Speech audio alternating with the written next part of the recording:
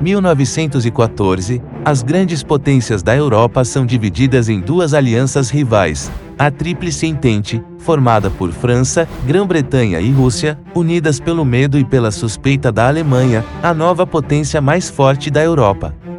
E a Tríplice Aliança, formada por Alemanha, Áustria-Hungria e Itália.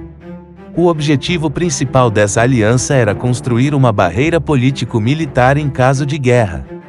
Em 28 de junho de 1914, o assassinato do arquiduque Francisco Ferdinando da Áustria, o herdeiro do trono da Áustria-Hungria, por um nacionalista eslavo de 19 anos chamado Gavrilo Princip, em Sarajevo, na Bósnia, foi o gatilho imediato da guerra. A Áustria-Hungria acusa sua rival dos Balcãs, a Sérvia, de ter ajudado o assassino e envia um ultimato, exigindo concessões humilhantes. A Sérvia rejeita o ultimato e a Áustria-Hungria declara guerra. Em poucas horas, as forças austríacas estão bombardeando Belgrado, capital da Sérvia. O czar russo, Nicolau II, sente-se obrigado a defender a Sérvia, uma nação eslava conterrânea, e ordena que o exército russo se mobilize. O imperador alemão Guilherme II prometeu seu apoio ao Império Austro-Húngaro. Ele e seus generais veem o conflito com a Rússia como inevitável, e quanto mais cedo melhor, à medida que a força russa cresce a cada ano. A mobilização russa é usada para justificar a mobilização alemã, seguida por uma declaração de guerra à Rússia. A Alemanha sabe que guerra com a Rússia significa guerra com aliados da Tríplice Entente, e coloca em ação o Plano Schlieffen para enfrentar essa ameaça de guerra em duas frentes. Primeiro, seus exércitos avançam rapidamente através da Bélgica neutra para cercar e destruir os exércitos franceses perto de Paris, e obter uma vitória rápida. Então, suas forças podem mover-se para o leste para lidar com a Rússia, cujo enorme exército levará muito mais tempo para se mobilizar. E assim a Alemanha declara guerra à França. 6 milhões de homens estão agora marchando para a guerra em toda a Europa. A Itália, no entanto, permanece neutra. Os termos da Tríplice Aliança não o obrigam a entrar em uma guerra ofensiva. Os Estados Unidos também declaram sua neutralidade. O presidente Wilson e os cidadãos americanos não desejam se envolver na guerra da Europa. A Grã-Bretanha é aliada da França, mas a princípio não está claro se ela se juntará à guerra contra a Alemanha. Mas quando as tropas alemãs invadem a Bélgica, cuja neutralidade a Grã-Bretanha garantiu, um ultimato é enviado de Londres a Berlim, exigindo sua retirada. É ignorado e a Grã-Bretanha declara guerra.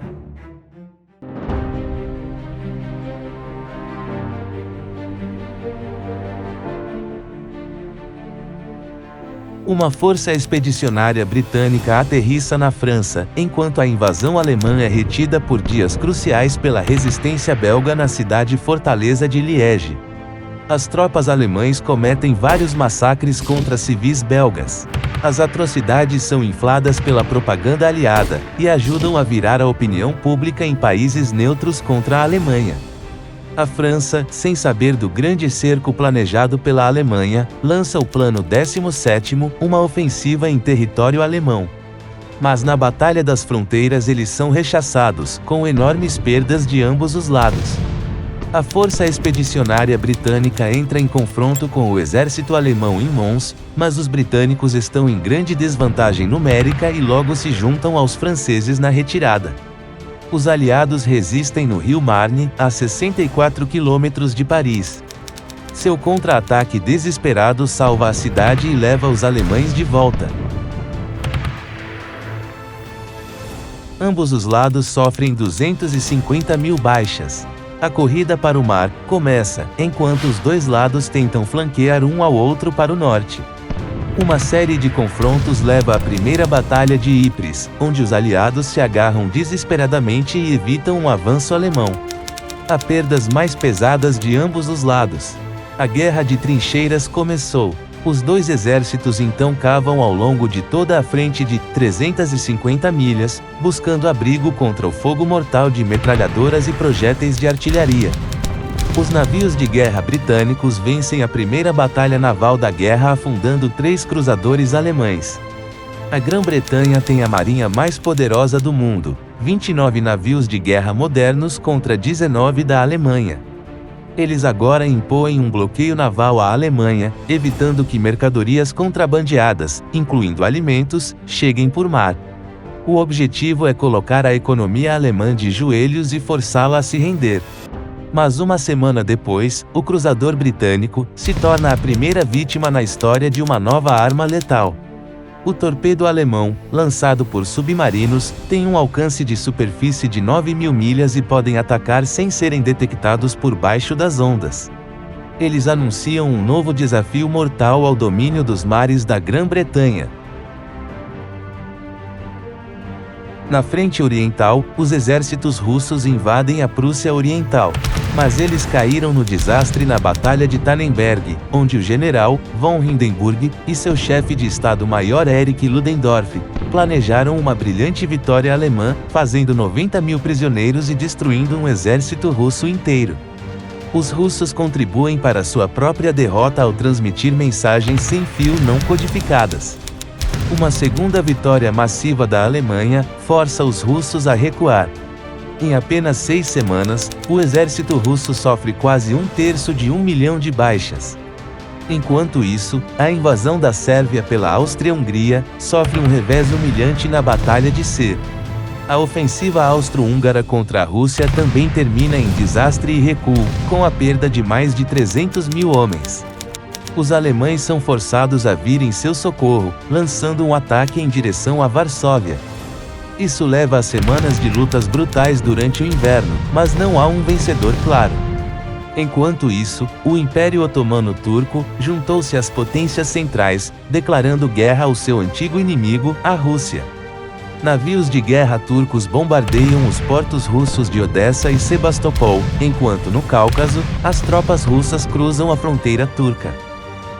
Além da Europa, a guerra avança nos oceanos do mundo e em extensas colônias europeias. As tropas alemãs cruzam para a África Oriental Britânica com o objetivo de dominar as colônias britânicas. O mesmo ocorre por parte dos aliados que conseguem tomar a colônia alemã na África. Um mês depois, os desembarques britânicos na África terminam em caos e derrota nas mãos de uma força alemã muito menor. A tropa alemã, longe do seu território, passa a travar uma guerra de guerrilha altamente bem-sucedida contra os aliados, eliminando um grande número de tropas britânicas. Na Ásia, o Japão honra seu tratado com a Grã-Bretanha e declara guerra à Alemanha. As forças japonesas dominam a base naval alemã em Ticintal. As colônias alemãs, de Samoa e Nova Guiné, se rendem às tropas da Nova Zelândia e da Austrália. Mas no Pacífico, na costa do Chile, o poderoso esquadrão alemão, do almirante von Spee, afunda 2 cruzadores britânicos. 5 semanas depois, ele encontra uma força-tarefa naval britânica nas Ilhas Malvinas. 4 dos 5 cruzadores alemães são afundados. Von Spee afunda com sua nau Capitânia. Enquanto no Oriente Médio, as tropas britânicas assumem o controle do porto otomano de Basra, garantindo o acesso ao vital petróleo persa que abastece a frota britânica. Naquele inverno, as tropas austríacas finalmente capturaram Belgrado, mas os sérvios contra-atacaram e os expulsaram mais uma vez. Os combates na Sérvia já custaram cerca de 200.000 vítimas de cada lado.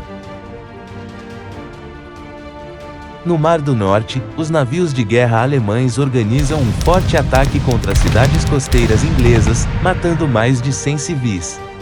Na frente ocidental, os franceses lançam sua primeira grande ofensiva contra as linhas alemãs, mas a primeira batalha leva a um custo de 90.000 baixas e pequenos ganhos.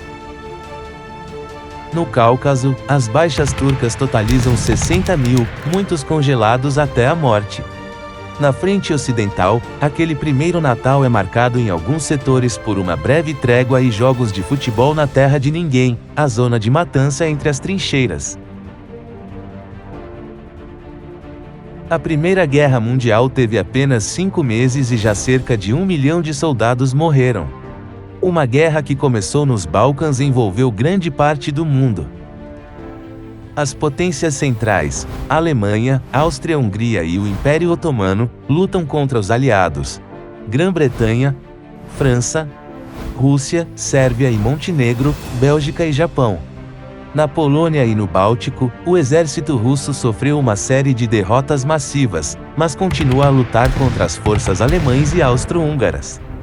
As tropas austro-húngaras também sofreram enormes perdas e estão humilhadas por não terem derrotado a Sérvia.